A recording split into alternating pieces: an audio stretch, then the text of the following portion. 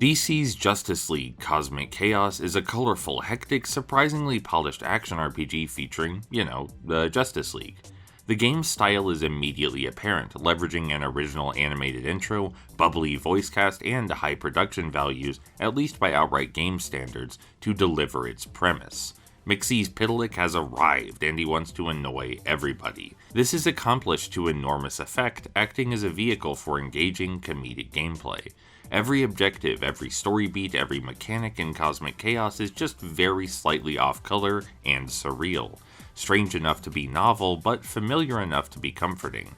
There's an almost cynical sweet spot here. You can readily get lost in the traditional action RPG trappings while simultaneously hypnotized by rapid-fire subversive shenanigans. It's an impressive balance achieved with artistic flourish. The actual meat and bones of the game ain't so bad either. You've got your staples like elemental attributes, craftable upgrades, and meaningfully distinct combat abilities.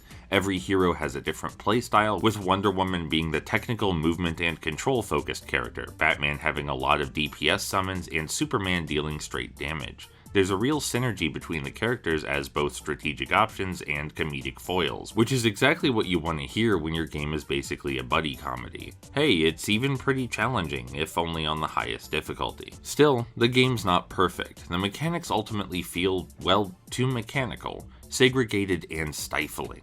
All your upgrades are needlessly gated behind story or level progression instead of traditional resource gathering, which severely limits your build options.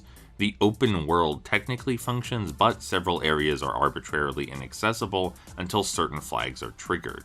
These may seem like minor annoyances, but they ultimately make the experience feel deceptive and cheap. The reason you can't harvest more crafting materials or go wherever you like is because it would ruin the game's balance. But if an open world and crafting system jeopardize your game balance, then why'd you include them to begin with? And is restricting them so heavily really fair to the player? To be clear, if you look at what Cosmic Chaos actually is, a largely linear, colorful romp with plentiful heart and style, it's good stuff. It's thoughtful, surprisingly clever, and manages to be genuinely strategic in its combat. But if you look at what Cosmic Shake is pretending to be, its free-roaming attributes and finer RPG elements are far too shallow. It's still a good time regardless.